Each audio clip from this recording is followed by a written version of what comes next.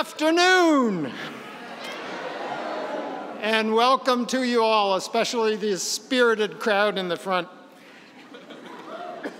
Please remain standing, if you will, for the national anthem, the singing of Veni Creator, and the opening prayer. After the national anthem, Reverend Kevin O'Brien of the Society of Jesus, Vice President for Mission and Ministry, will introduce the invocation. The national anthem will be led by Joseph Pearson of California. This is going to be a long ceremony. Class of 2014, please join your voices with his.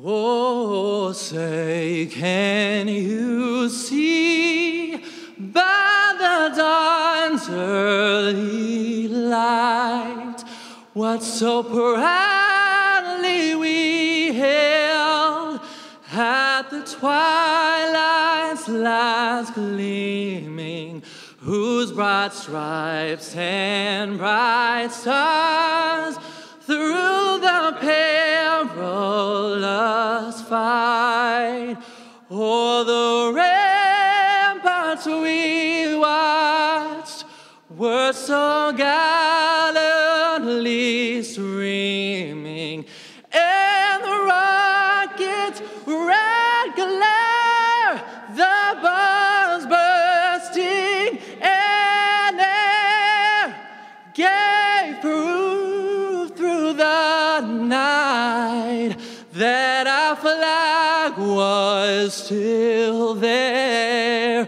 Oh, say, does that star-spangled banner yet wave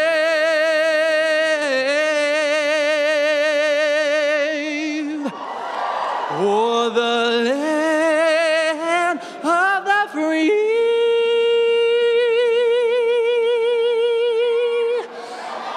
And the home of the brave.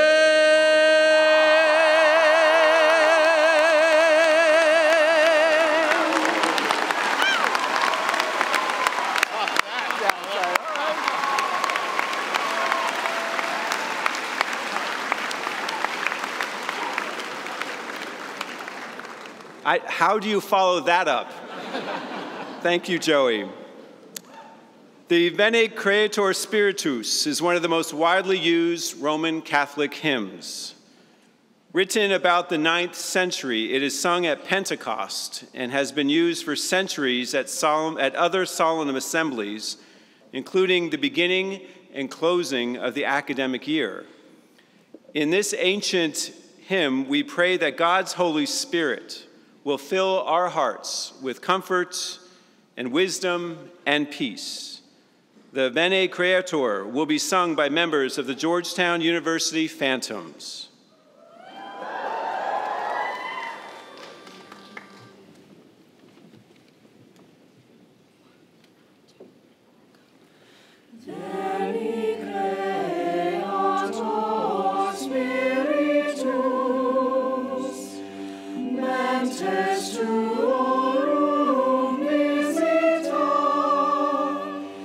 In blessed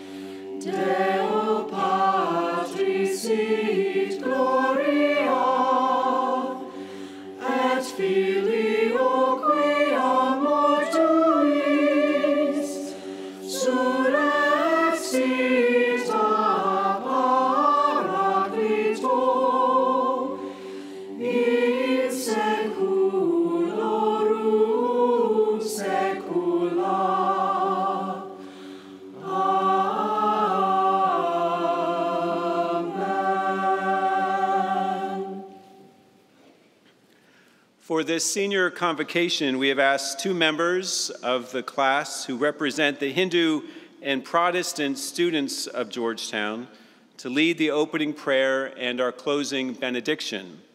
I now invite Lovika Kaura of Pennsylvania, Georgetown College, class of 2014, to deliver the opening prayer.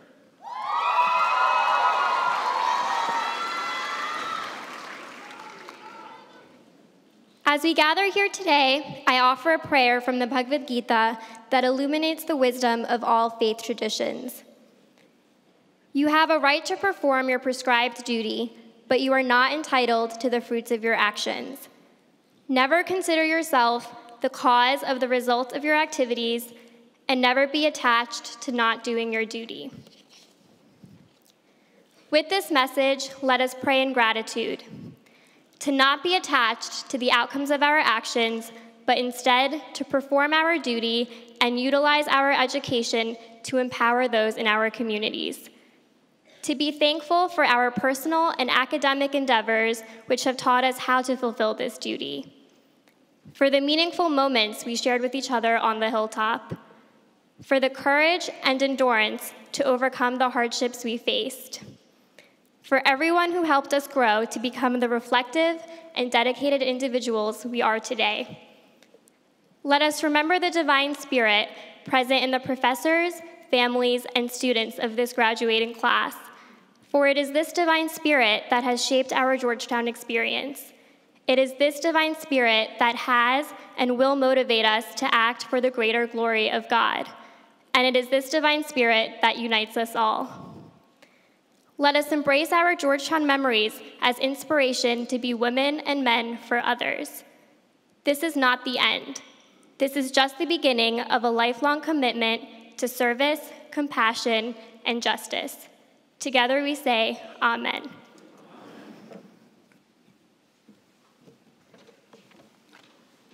Please be seated.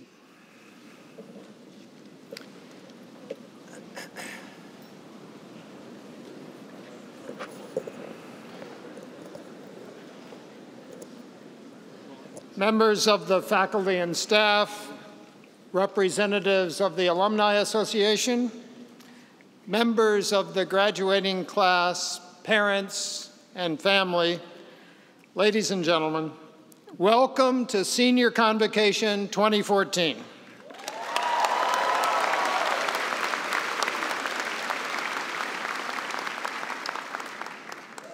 At noon on Sunday, August 29th, 2010, many of you were in this room. The class of 2014 was matriculated at New Student Convocation. Now, I wasn't there. I'm just finishing my second year here. And there were some transfer students here like me who've attended later convocations. I can tell you, however, that my experience at this fall's New Student Convocation looked very different than this event. In the bleachers, there were red eyes and crying. Tissues abounded among parents saying goodbye to their precious sons and daughters. I saw grown men, fathers of first-year daughters with tears flowing down their cheeks. And in front of me, there were 1,500 pairs of eyes of first-year students, all of which looked like they had just been dilated. They were frozen in the anxiety of exactly what was happening. What is this event all about, they were asking. What was the putting on of robes to signify? What kind of place was this where you wore your graduation robe before you actually started? And all these other students I've met over the past few years, why does everybody seem smarter than I am? And do I really deserve to be here? Did the admissions office make a mistake? Does anyone else know about that mistake? But today is very different. This is an event, a completely different bookend to the Georgetown experience. Today, on the sides, I see parents looking forward to jumps in their discretionary income.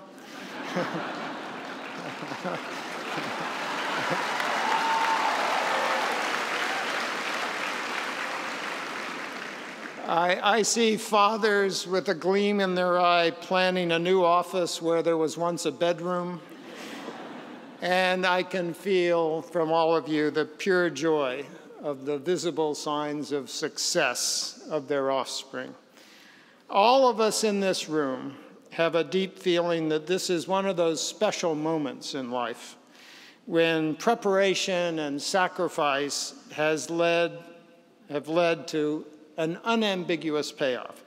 We are positive, all of us, that we're going to remember this moment. And in front of me, instead of deers in the headlight, I see confident, at ease, expectant, excited, and justifiably proud eyes. Well, some of the eyes are a little bloodshot, but they're nonetheless expectant and excited. You, our graduates, achieve this state by exposure to repeated small stressors of incorporating new knowledge into your worldview. Every course you successfully conquered made you stronger. Each person, different from you that you befriended, gave you skills to navigate this very diverse world. And learning and knowing those less fortunate than you gave you the empathy to understand others. None of this intellectual, spiritual, and professional growth was easy. We get it, but it was worth it. The time you spent in Lao, in faculty offices discussing a course, up late at night in dorm rooms, working in groups, all of this paid off. You did it.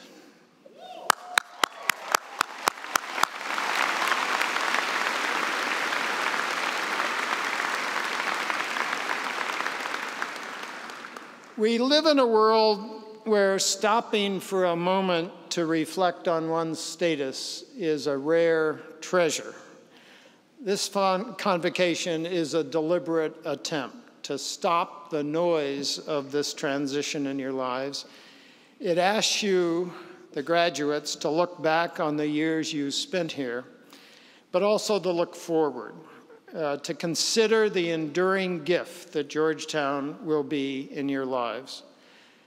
President DeGioia, seated before you are the graduating classes of Georgetown College, the School of Nursing and Health Studies, the Walsh School of Foreign Service, the McDonough School of Business, and the School of Continuing Studies.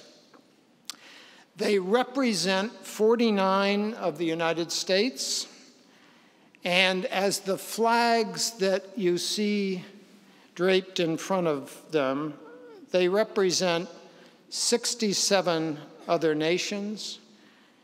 27 graduates of this class came from South Korea, 21 from Qatar, 15 from China, 11 from Canada, 8 from the United Kingdom, 6 from Mexico and Sudan, 5 each from Brazil, Colombia, Egypt, Germany, and the Philippines. I'm not done yet. 4 from India, Pakistan, Singapore, Switzerland, and Venezuela. 3 each from Argentina, Lebanon, the Netherlands, Spain, and Turkey.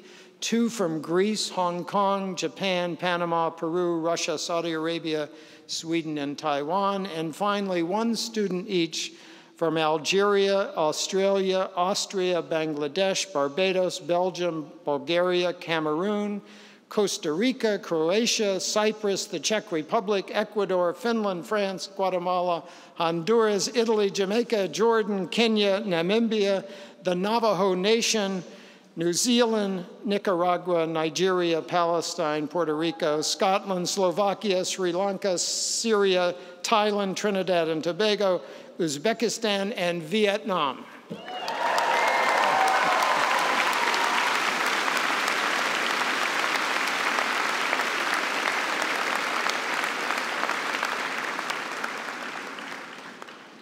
At Georgetown, this group has taken 62,722 courses. Not each of them, but They've earned together 186,000 credit hours. The youngest of them is 20 years old. The oldest of them is 66.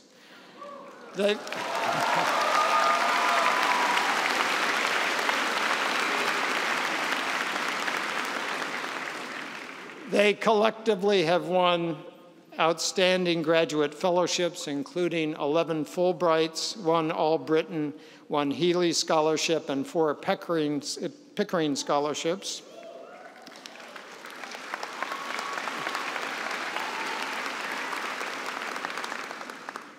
Twelve of them are being commissioned into the United States military, with 8 into the Army, 3 into the Navy.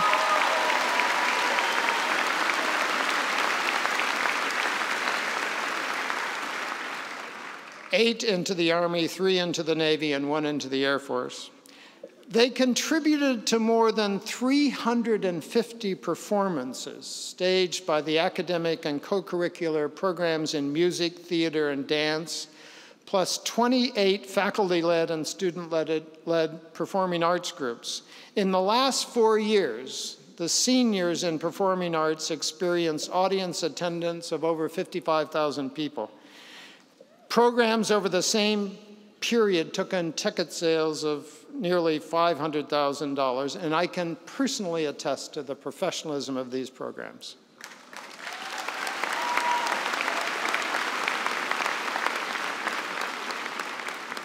98 of the graduates are student organization leaders, and 33 are program coordinators in our Center for Social Justice. Across 55 student-run programs and 5 signature programs for service, social action, and research in the DC community. 151 seniors have participated in 1 or more of the 29 Georgetown varsity teams, and they've excelled. More than 189 receive academic honors, and 12 are senior academic All-Americans.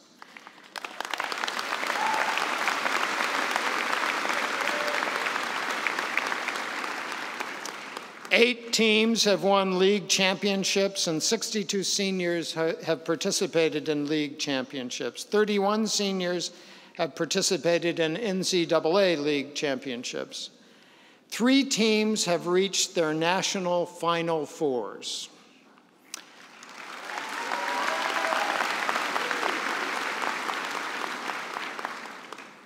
So President DeGioia, here they are again, 1,746 strong, Georgetown's class of 2014.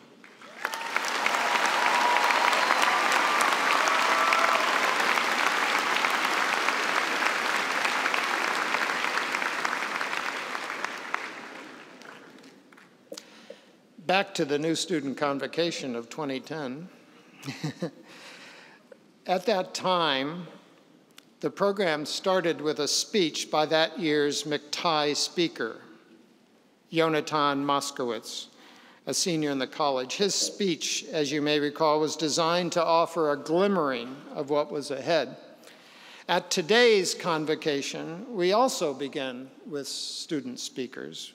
We have not one, but two of the most accomplished of your fellow seniors to share with you the richness of their Georgetown experience. The first, Christian Holkebor, is graduating from the Walsh School of Foreign Service with a major in international political economy and a certificate in international business diplomacy.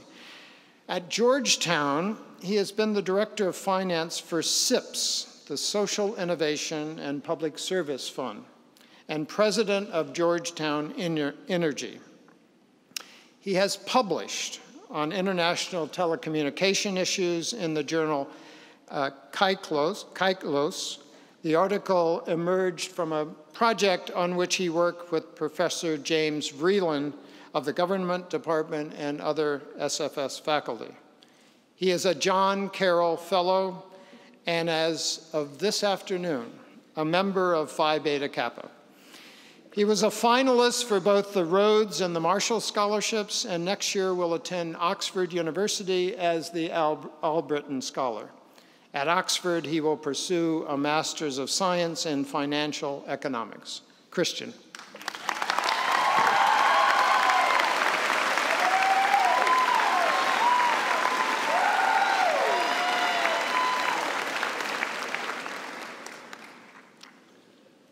The provost has shared a lot of numbers with us, numbers about ourselves. I'd like to add a few more numbers. Numbers a little bit like those President DeGioia quoted to us 4 years ago when we sat here for the first time at new student convocation. Numbers about people who lead lives far different from the ones we're celebrating here this afternoon.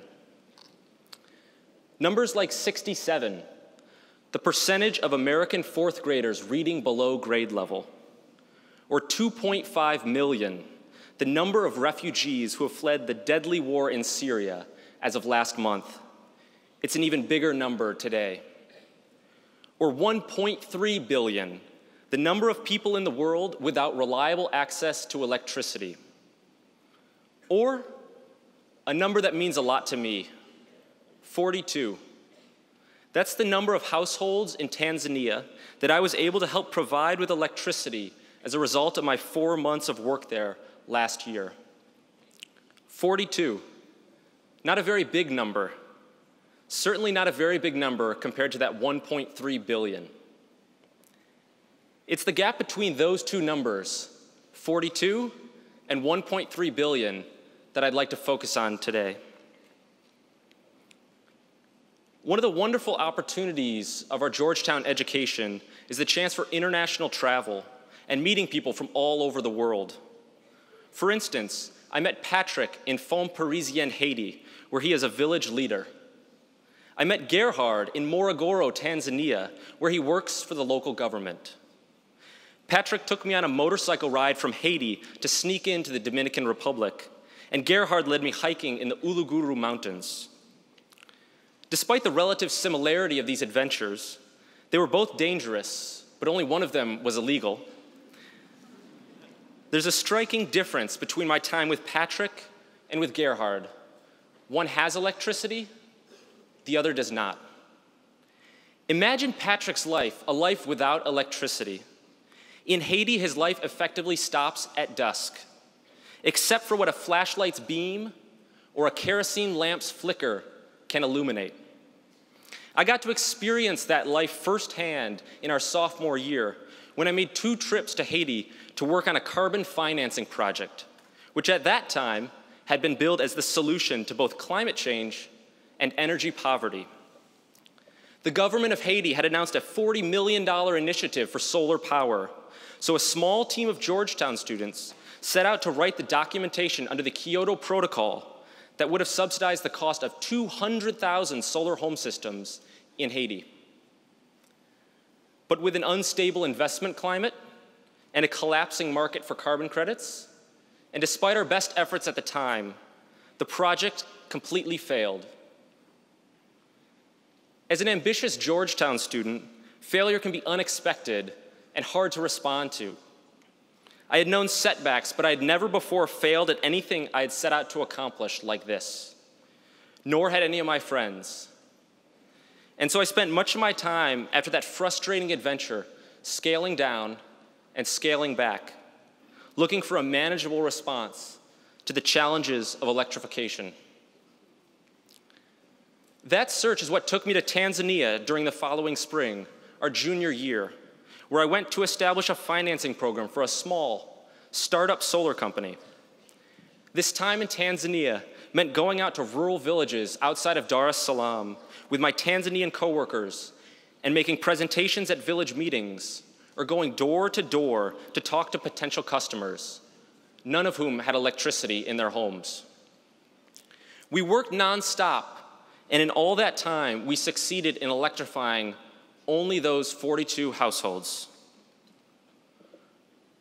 So what should I conclude? That you can't really make a significant difference, at least not significant enough to compensate for the time and energy and cost involved in producing such small results? That would seem to be the conclusion of the argument from an efficiency standpoint. But that's not my conclusion, and I don't think it's yours or ours. That's not a conclusion compatible with a Georgetown education. You see, I was just one student, and like the provost shared with us, there are about 1,746 of us here today. And we'll leave here this weekend as graduates with the credibility and legitimacy that a Georgetown degree provides. Some of us graduating here, like our friends who have joined Teach for America or the Peace Corps, are going directly into the frontiers of social justice, working in difficult, frustrating areas like education and global health. But I would guess that a greater proportion of us are, like me, going on to further study or into a workplace far and comfortably removed from these issues. But whatever we're going to do next, it is crucial that we all reflect over this weekend on the impact, not that we might have, but that we should have on the lives of others. Whether we do this right away or later on, whether we do it full-time or part-time, we know from what we have learned here that we must use our talents and skills to serve those whose lives are so much less privileged than our own. Each of us is going to find his or her own way to achieve that goal. But I know that in whatever way we can, we are going to bring lives into the people like Patrick in Haiti and Gerhard in Tanzania. We've got to push back the dusk for them and bring forward the dawn. Thank you.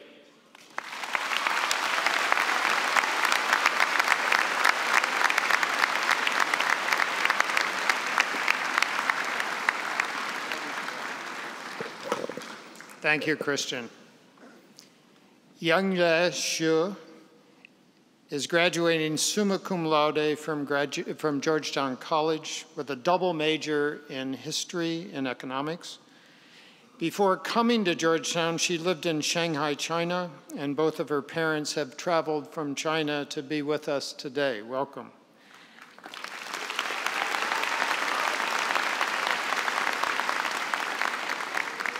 At Georgetown, she has been a John Carroll Fellow and was elected as a junior to Phi Beta Kappa. She co-chaired the Undergraduate Research Symposium in 2014 and served on the board of the Chinese Students Alliance. She was accepted to pursue her PhD in history at the University of Chicago and Columbia University also, but has chosen to go on to Yale as a Macmillan Research Fellow. There, she will continue to focus on the study of the role of oil in international relations. Youngle.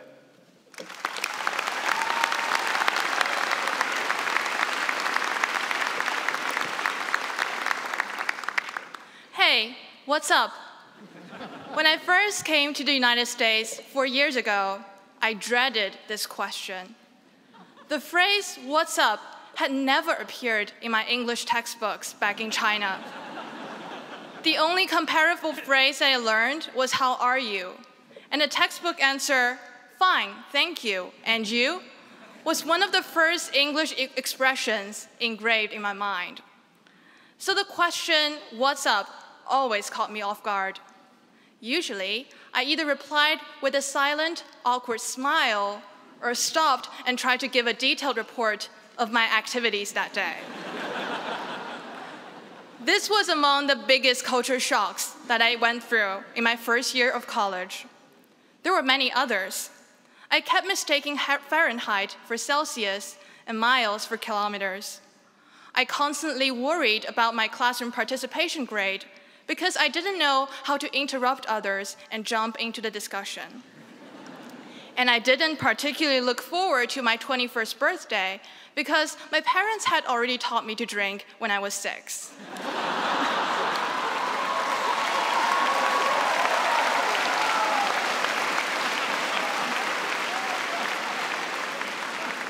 Even though I had dreamed about coming to study in the United States for years, the actual experience of flying halfway across the globe, doing coursework in English, and taking care of my daily life was truly daunting for an 18-year-old who had never left her parents for more than 2 weeks. I was the first in my entire family lineage to actually step outside of Asia. Comfortable with the Chinese college education system, I had already received admissions offers from some of the top Chinese universities and could more or less predict my experience in those schools. Surely I had plenty of motivations to come to the United States. I wanted to pursue better education, to immerse myself in a different culture, and to prepare myself to change China in some ways in the future. But my pathway to achieve these goals seemed so different from the lifestyle that I was used to. I was excited about the endless possibilities of my life, but was constantly anxious about the risks and challenges that I would encounter. Curiously enough, today I find myself again in a similar situation, along with all of you. Together, we're embarking on a journey that none of us has truly fully experienced before. Some of us are literally going abroad, but our challenge is more than traveling to a different country. We're leaving the familiar school setting that we grew up in. Our goals to impact social change and to serve others have turned from short-term projects to daily jobs. Our days are no longer simply organized by academic calendars and course schedules. Even for those of us going to graduate schools, we are entering different relationships with our peers and professors. We become their apprentices, colleagues, and future business partners. All these changes are so drastic that we will almost inevitably experience culture shocks. So let me share with you something of what I learned in my earlier experience of dislocation. Most importantly, don't be afraid and learn to embrace uncertainties instead. It's comfortable to stick to what we are familiar to and refuse to change. But you can only grow when you venture out of your safety zone and push your boundaries. For me, it was taking my first history course in college, organizing a large-scale university event, and raising my hand in class, even though I was still thinking about what to say. It was forcing myself to train with a marathon runner and learning to form a habit of running, even though I used to hate running and had never passed a single running test before college. Such experience redirected me from a career in law to one in the academia, and transformed my shyness and cautiousness into initiatives and leadership. Is there room for change and unknowns in your future plans? What are the things that make you scared but are essential for you to achieve your ambitions? Don't expect to plan everything out and keep it under firm control. Rather, challenge yourself and try something that you don't know the results for sure. But as you navigate this foreign environment, don't wander alone, believing that you can always sort things out on your own. At Georgetown, so many wonderful mentors have helped adjust us to college life, guided us to explore new fields of study, and supported us as we planned for postgraduate careers. No matter where you're heading, seek out people there who can play similar roles, whether it is your boss, your advisor, or someone who has been through the process before you. Think about who and what resources can suggest a shortcut and help you make the most of your new experience. Finally, as you become acclimated to your new surroundings, don't lose sight of what motivated you at the very beginning. Write down what inspired you, a childhood dream, a scene that struck you when you studied abroad, a question that emerged from research, an office hour, and a late-night conversation. Revisit those moments to remind yourself what triggered your passion, and keep track of how your ideas have evolved or even changed completely as you keep exploring. We're running toward our future at full speed, but it is these inspirations and developments that always orient us. And it is our friends and mentors, our home and this university that always anchor us wherever we go. Thank you.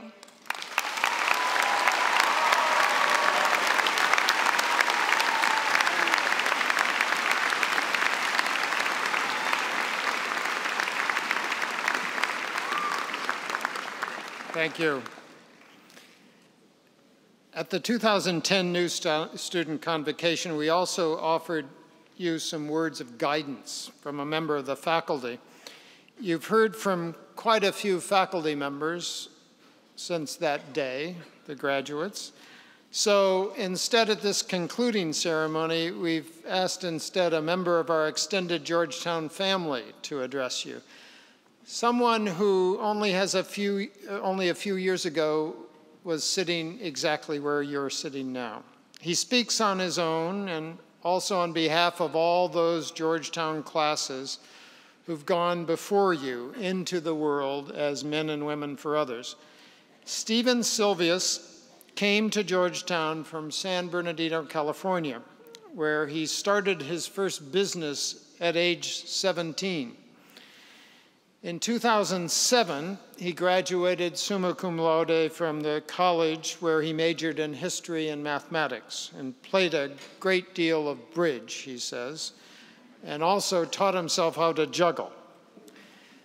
He was a John Carroll Fellow and a member of Phi Beta Kappa. After Georgetown, he taught algebra and calculus and was the founding math chair at Lakeview Charter High School in Sylmar, California.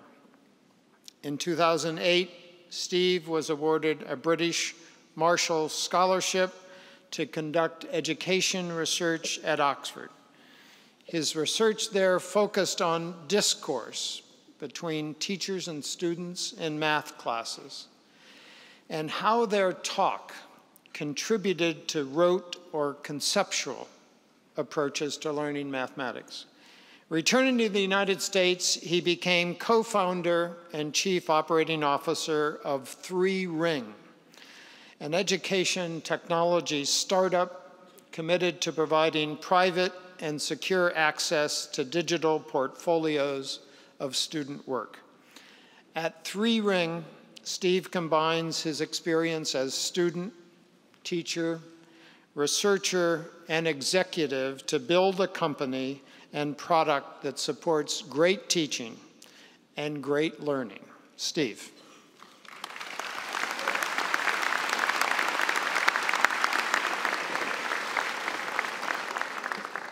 Thank you.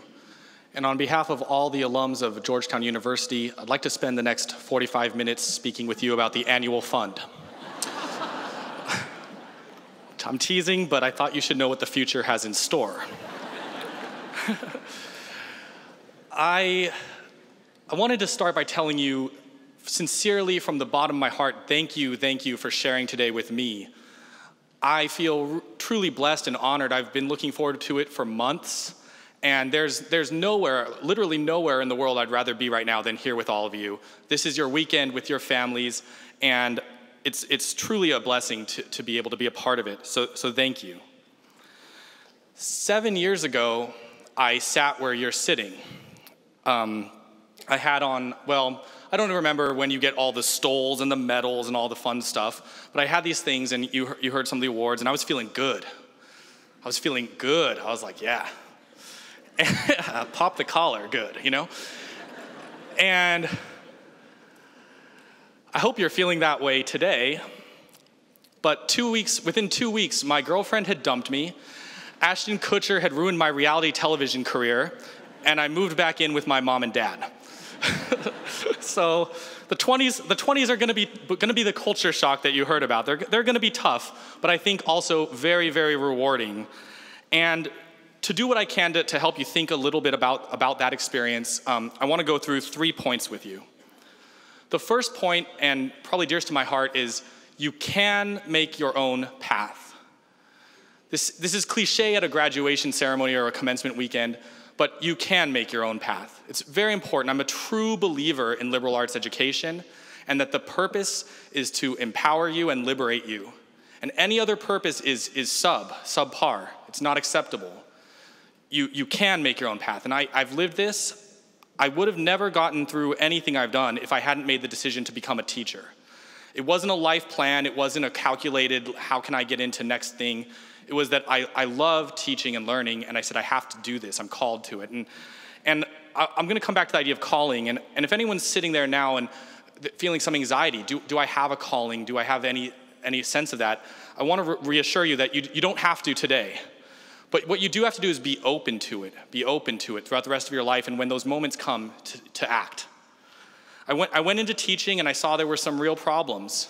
At that time, it was kind of the last throes of No Child Left Behind and the heyday of that policy movement. And without any disrespect to anyone else's politics, I was really unsatisfied with them as a teacher, with these policies and these positions. And it was that dissatisfaction that led me to Oxford to conduct research.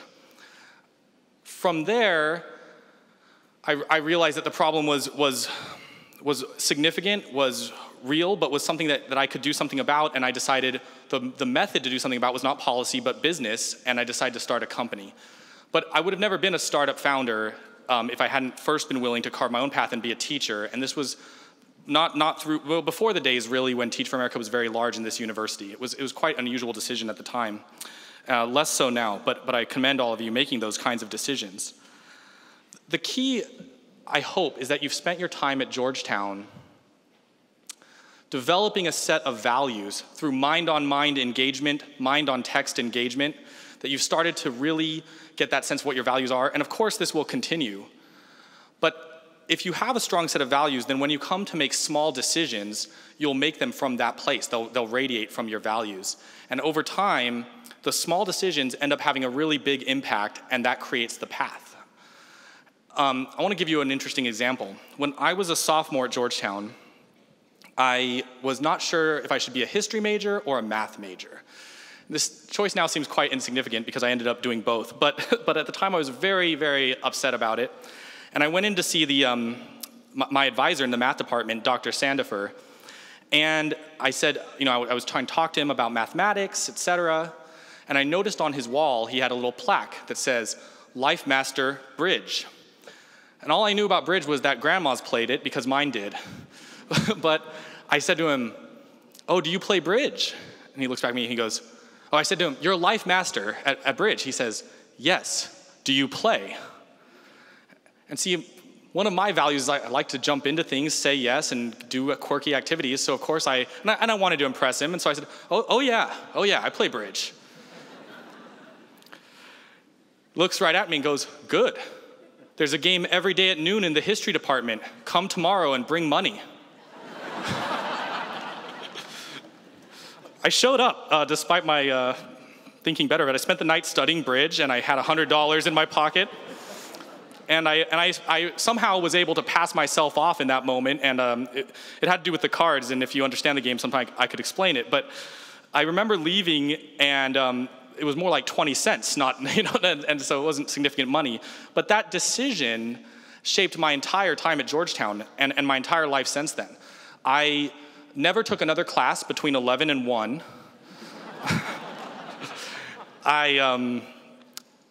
I ended up bonding with my father. This is one of the most significant activities that we share together to this day.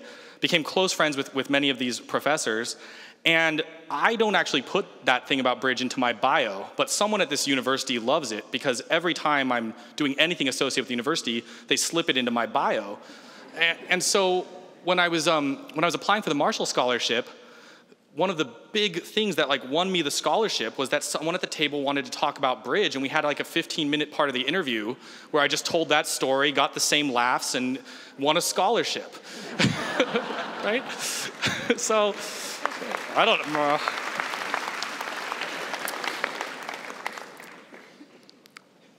Over time, it's had a big impact on me, and I started off, to zoom back out, I started talking about calling, and the reason it's been on my mind, I've seen over this past year, I've been living with my sister who's Georgetown class of 2010. And so I have lots of friends now who are graduated in the last 3 to 7 years in that range. And what I've noticed, I do want to tell you, I think the 20s can be a very, very difficult time. But the people who are feeling good and doing well, in my experience, and that's most of them, I want to reassure you, they're doing it by not feeling like they have to stick to someone else's script. It's very difficult. We all know that you can take career path A or B and that everything else is a little unknown. Relationships have a similar parallel. But I think it's really important, and it's something that I hope you'll all discover, that you don't have to stick to any other script. This point was brought home to me really powerfully over the last year. Two of my close friends who were professors at this university passed away in the last year or so. George Visknins and Adip Chaudhary were both members of the economics department and part of our bridge game. And I wanted to take a moment both to remember them in the presence of the community, but also to say I attended both funerals. And the thing that was so clear to me and really moved me was these were two men who had really had values, and their whole life had come from that set of values. And you could tell from every speaker, everyone in their family, every friend, all the different groups, that these same kinds of themes would really radiate. And it struck me as really beautiful and something I hope we can all aspire to let our values be that known that the people in our lives will speak about them. Okay, and that brings me to the second point, and I'll speed it up. The second point is, yes, you can make your own path, but don't paint over unless better. This is a motto I discovered in Dublin. I was wandering a neighborhood, and there was this wall that was obviously a community art space. It's covered in the most awesome graffiti, really excellent, and obviously from lots of different artists. And right in the middle is stenciled the motto, "Don't paint over unless better." This is a very important responsibility, especially Christian mentioned those of you who will go to work on the frontiers of social justice. And I can assure you that the frontiers of social justice have been being colonized for a long time. And if you're going to go work there, don't paint over unless better. I got a fly. Excuse me. I think I want to tell a story that happened a few weeks after I found that motto. I was playing basketball in a park in England, and I don't know anything about basketball except what I've learned with my season tickets and casual reading. Wink. So I'm playing with my friend who was a power forward, D1 power forward in the States, and though not as good as any of our Hoyas graduating today, that was enough experience to make him the best player in England, potentially. Amateur player, well, that way. And we're playing at the park, and these three 16-year-old British teens like this tall come up, and they want to play 3-on-3. And of course, we say yes, and my friend has been trying to teach me to pick and roll and set a screen and things, and so for the beginning of the game, he's just showing me how to do things, feeding me the ball, letting me try to score with our other friend, until at one moment, one of those teens decides to dribble it through his legs. Right? Dribbles the ball through his legs, immediately gets hard foul, and for the next 6 or 7 possessions in a row, my buddy just calls ball as aggressively as he can and dunks on the little kid 7 or 8 times, knocking him over every single time. After the game, I said to him, "Why'd you do that, dude? That was crazy." And he just looked at me and goes, "You don't disrespect someone better than you." Right? You don't disrespect someone better than you. And I think that, unfortunately, you are the British teens in the story. You must go out and try and have an impact. You have to play. You have to try. And you should try and do things like potentially score by dribbling through someone's legs once in a while. But when you disrespect any community or institutions or the things that have come before, which I'm not suggesting you would do, but does happen, then you'll get dunked on. One of the scariest things, last aside on this, every Georgetown alum I know is frightened because we know how this town works. And we know that it's our friends at age 22 in your position who go out and make policy. And in 3 months, we're going to see some bills coming from some of you. And that should scare you as well. So go carve your own path. Please don't paint over unless better. And my final point today is to embrace weakness. Whenever I get really embarrassed when I hear my bio as it was said to you today, because we tend to write these bios with hallmarks of strength and success. The experience for me was much different. As a teacher, I went home devastated emotionally quite often. As a student at Oxford, I was, for the first time in my life, rather mediocre. As a startup founder, I feel very proud, but I know that at any moment my business could collapse in on itself. It's those experiences of weakness, of sleeping on the floor in my sister's apartment for 18 months because I didn't want to draw salary, of moving in with my mom and dad right after graduation, that have really made me who I am and for which I'm quite grateful. You don't have a choice but to be weak in your 20s, right? You're used to being certainly in the education elite, potentially in the economic elite, but you're not seniors in college after this weekend. And so you will have to start over and to build from places of weakness. And one of the most important things to remember is not to let it overwhelm you, not to let it trouble you, but to embrace it. It's a part of life, and it's a good part. In particular, I'd like to take a moment to talk about student debt. I know many of you are going to graduate with significant student debt, and I want to assure you that I have not paid mine off yet either. And that's okay. It's something that gets a lot of hand-wringing and potentially justifiably so, but the thing is, student debt and any other kind of weakness that you may be struggling with in the next 5 to 7 years of your life is just a constraint. It's just a constraint. And constraints are an opportunity for creativity. There's no artists who operate outside constraints, right? There's no creative people who do so. And so I hope you'll take that attitude towards your weaknesses. I can tell you, I've done so today with you. I mentioned at the beginning of the talk that I was so happy and proud to be here. The other thing is I was really terrified, extraordinarily terrified. For the last 3 months, I've been sure I would get up, and that would be the moment when everyone would realize I was a phony. Right? All the accomplishments would be shown to be paper thin. And this is the imposter syndrome that Dr. Groves described the freshman classes as having. And I just want to lay out that assurance too. Everyone I know who's honest about it feels that way when they're taking risks, when they're going out and putting themselves out there. So I hope you will take those feelings, embrace them, and turn them into a really wonderful path for yourself. And that's my wish for you. My new job, yeah, we can be done. I think it's a good place to stop.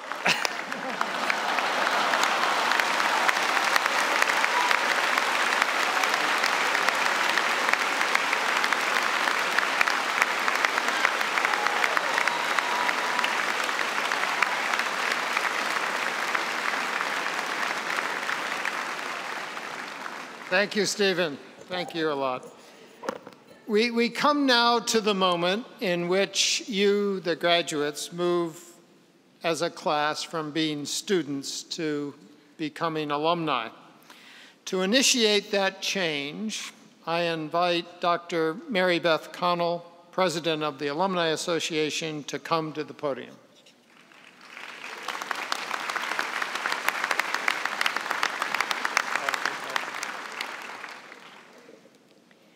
Thank you, Dr. Groves. At the new student convocation, sitting in McDonough as you are today, you are a group of individuals from different high schools, different states, and even different countries. You remain citizens of those states and countries, but something was added to your identity during that ceremony. You put on your academic gowns in unison to symbolize the journey you have taken together here on the hilltop. Since then, your shared experiences have transformed you into a community of Hoyas who call Georgetown home. And even though you will be leaving the hilltop in 3 short days, you exit as the class of 2014, a tight-knit community that will remain a part of Georgetown forever. The 2014 Alumni Class Committee, headed by Andy DeBellis from Arizona, School of Business Class of 2014, and Nate Teza from New York, School of Foreign Service Class of 2014, will be your link to Georgetown and to the Alumni Association through numerous regional clubs, annual homecoming, and even those 5-year reunions which now seem so impossibly remote and which will be upon you sooner than you can believe. These and other opportunities supported by the Alumni Association will ensure that you maintain the bonds you have forged here and that you will never forget what a glorious thing it is to be a Hoya. I would ask you all now to please stand.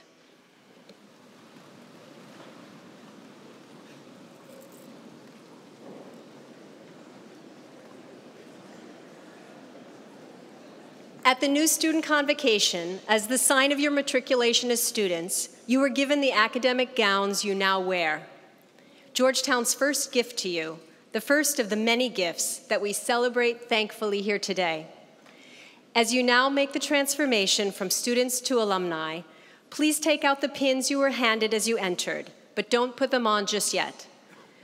These are the official sign of your induction into the Georgetown alumni community, joining the 160,000 alumni who have come before you in their commitment to Georgetown.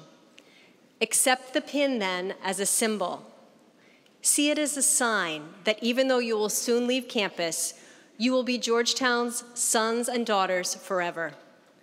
And never forget that to be an alumnus of Georgetown means a lifelong commitment to the highest ideals of leadership and service to the nation and to the world. Fellow alumni, as a sign of your continuing unity as members of the class of 2014, please turn to a friend nearby and put on each other's pins.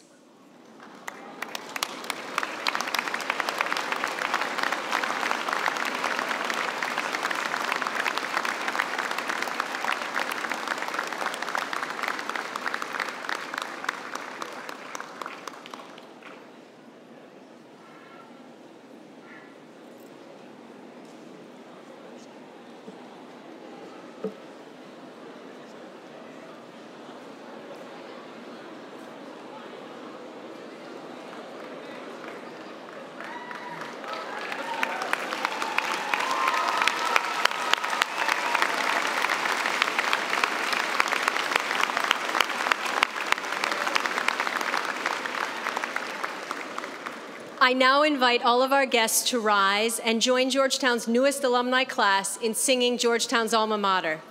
The words and music can be found at the back of your program.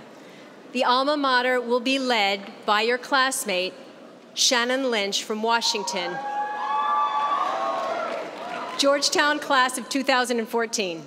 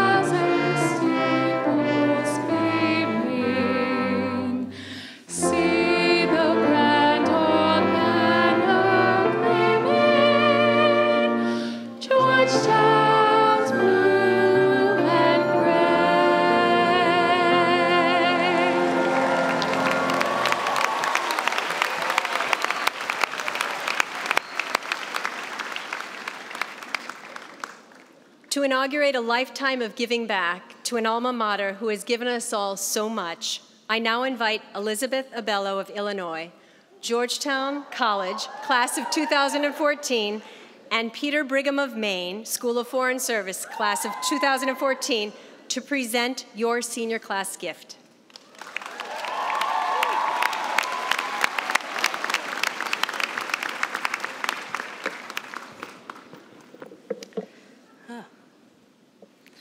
We would first like to thank all of the members of the Class of 2014 Fund Board: Olivia Burkow, Matt Chung, Julia Fenelon, Nicole Flory,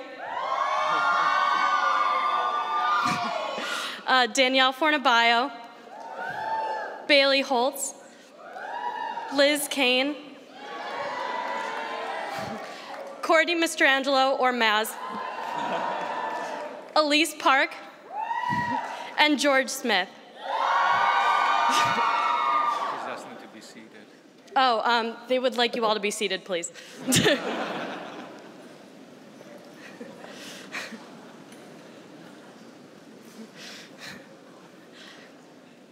Without their hard work, dedication, and passion for Georgetown, this effort would not have been possible. And thanks to Scott Cesari from the Office of Advancement, who helped the board to establish and execute our vision, while serving as our most constant source of motivation and guidance. But most of all, thank you all, 1,249 Hoyas of the class of 2014 who have chosen to make their gift to the class of 2014 fund.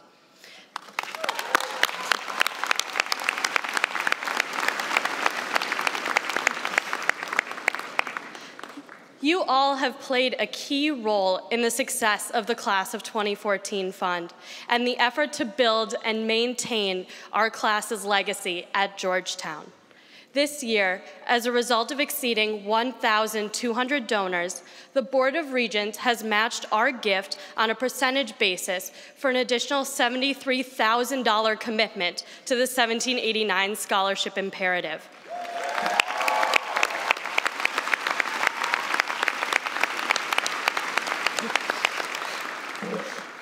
We are deeply grateful to the Regents who participated in the match, and on behalf of the class of 2014, we thank you. The totaled sum of their match and the senior class gift will fund the equivalent of 6 scholarships.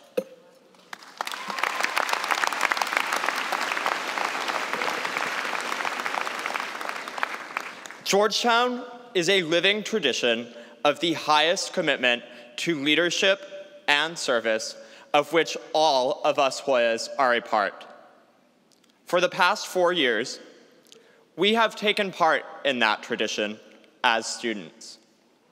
Now, as alumni, we begin to share the responsibility of keeping this tradition alive by living up to the principles and values of our Georgetown education and by giving back to the Hilltop through our time and resources.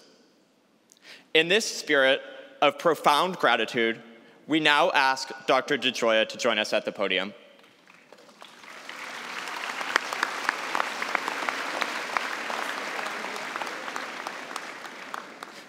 President DeGioia, as co-chairs of the Class of 2014 Fund, and on behalf of our class, it is our privilege and our pleasure to present to you this check for $155,640.40.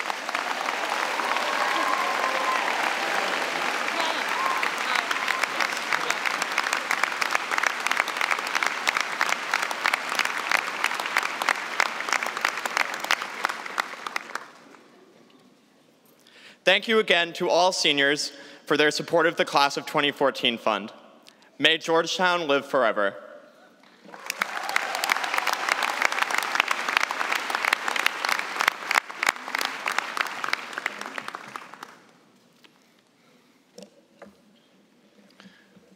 Well, thank you very much, Liz and Peter, for your leadership of the Senior Class Fund.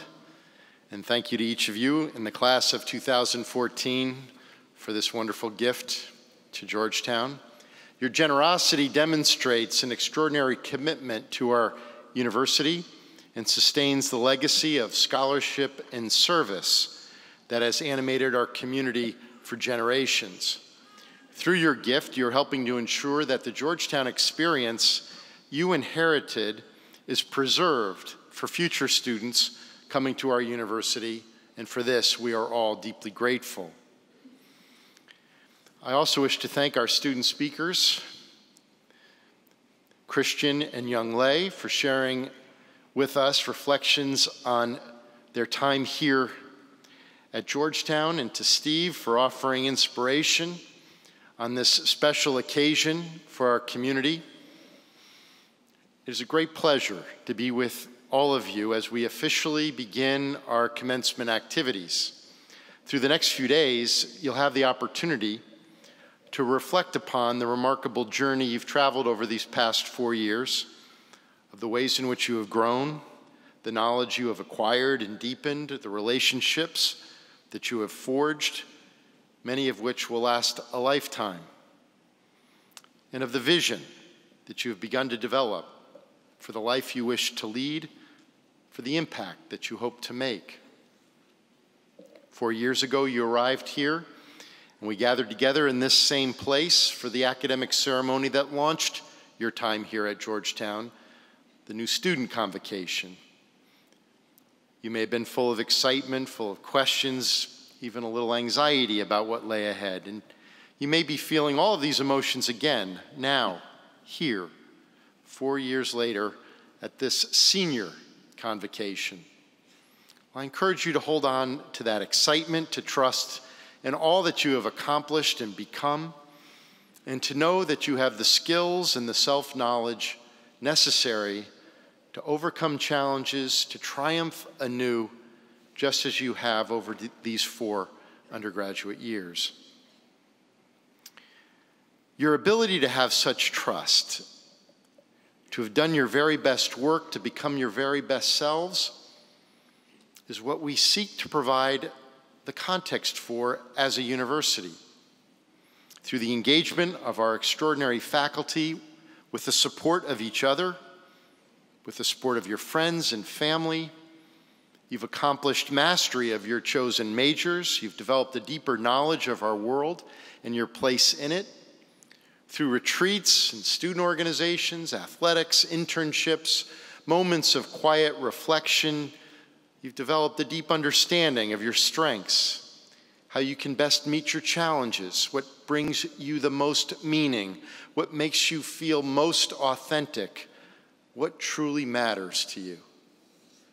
Through hours spent in the library, late night conversations with friends, service work, study abroad, you've dreamt of the life you wish to lead, the contributions you wish to make, and you've started to chart a path toward these ambitions.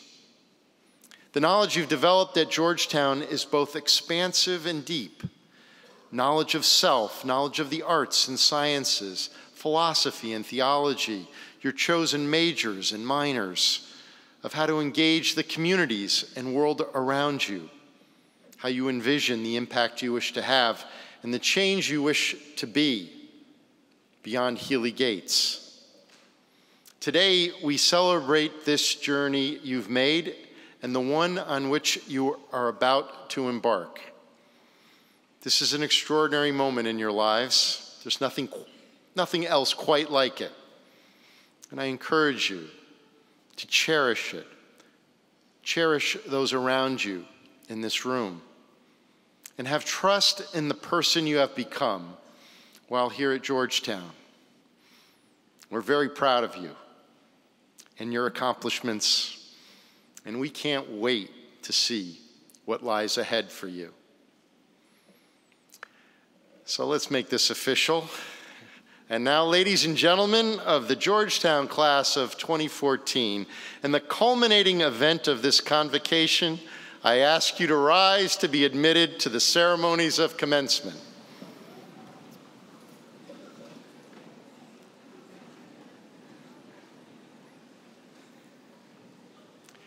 As president of Georgetown University, it is my great pleasure to admit the members of the class of 2014 to the ceremonies of commencement. These ceremonies, beginning today, continue through tomorrow and Saturday, with the tripayas and the conferring of degrees by the several schools, and conclude on Sunday, the 18th of May, with the baccalaureate mass. Ladies and gentlemen of the Georgetown class of 2014, congratulations.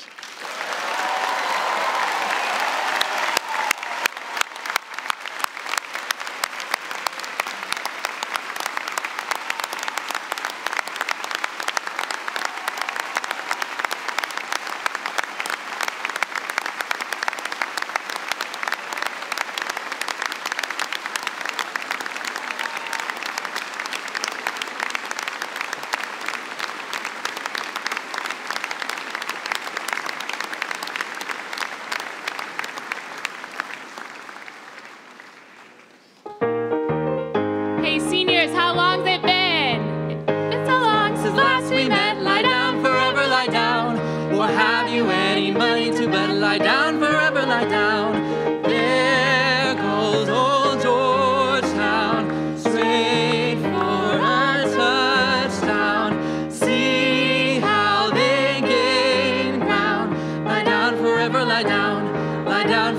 lie down. Rah, rah, rah, hurrah for Georgetown. Cheer for victory today. Ere the sun has sunk to rest in the cradle of the west, in the clouds we proudly float the blue and gray. We've heard those loyal fellows up at Yale brag and boast about their boola boola. We've heard the Navy's yell, we listened to Cornell. We've heard the sons of Harvard yell, the crimson lights can hold them. Choo choo rah rah, dear old Holy Cross. The proud of Princeton Tiger is never at a loss. But the yell of all the yells, the yell that wins the day, is the Hoya Hoya Saxa, the dear old blue and gray. It's been so long since last we met. Lie down, forever lie down. Or have you any money to bet? Lie down, forever lie down. There goes old Georgetown, straight for a rebound. See how they gain ground. Lie down, forever lie down. Lie down, forever lie down.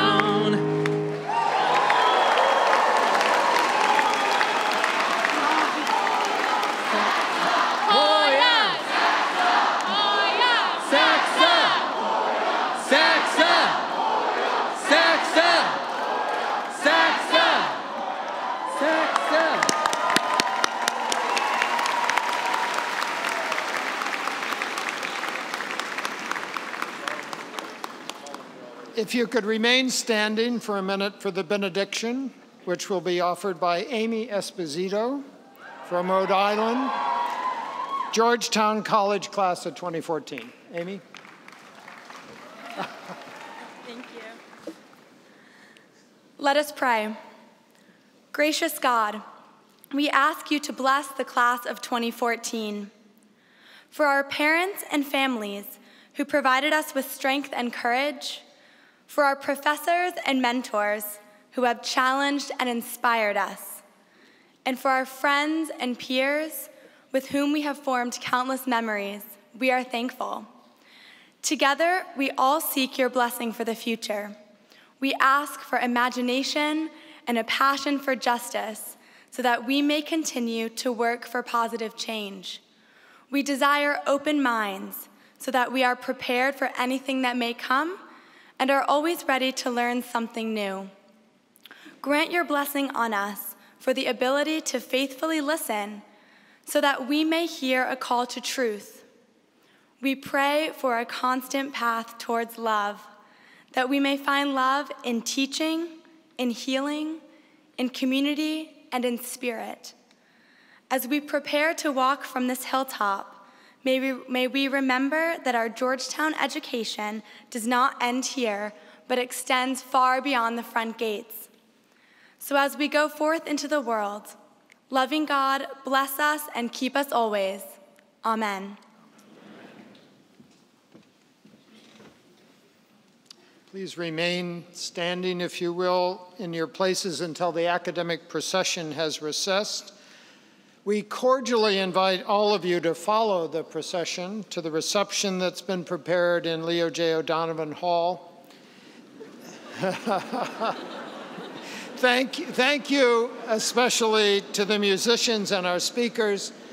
The exercises of the senior class convocation of 2014 are now officially at an end, and commencement has officially begun.